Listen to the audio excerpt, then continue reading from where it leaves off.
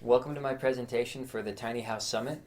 My name is Saul Hansen, and I got involved with tiny houses when I volunteered to help my local high school with their tiny house program. They built tiny houses as part of their shop class. From there, with a group of other people, I founded the Collaborative Tiny House Project so I could help other schools replicate and implement other tiny house programs. And everything has just kind of gone forward from there. It ended up being a lot larger project than we initially thought, and so just as a result of committing to it, learned a lot of different material. So I'm going to be covering 6 different areas. So I'm going to be covering the philosophy and concepts that we found resonate with the tiny house movement from the project that we did, the different demographics most interested in our project and as well tiny houses in general, and statistics revolving around why tiny houses are such a good idea. And then we're going to move to the lessons learned from the Collaborative Tiny House Project. And from there, that's going to segue into how to navigate legal pitfalls before building a tiny house.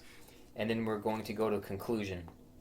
If a school were to open up this program to the community and be like, hey, we need this many 2x4s, we need this many 2x6s, these are the materials that we need, this is how much roofing we need, between local businesses and different companies like that, I think that it would be very easy for all of these companies and all of the community members and the parents to be like, oh, totally, let's get this done, because not only is this going to provide an incredible education for our children, but this tiny house is then going to go directly to serving a need in our community, like right here.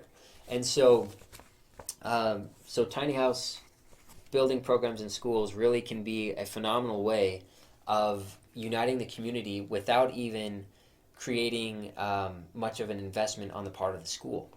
In conclusion, in order for the tiny house movement to gain momentum and gain ground with local codes and hopefully even financial backing from banks, there has to be a high standard of quality that is established so that cities are not threatened by tiny houses the same way that they are threatened by RV parks or mobile home parks.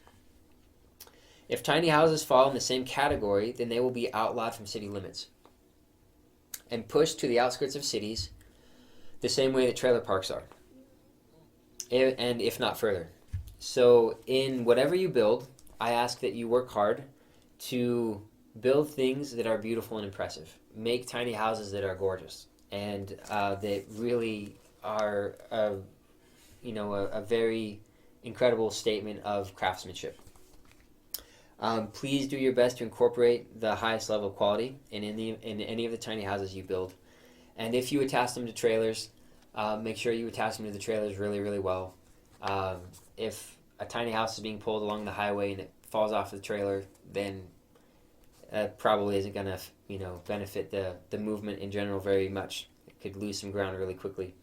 So I really appreciate your time. Thank you for joining me for this presentation.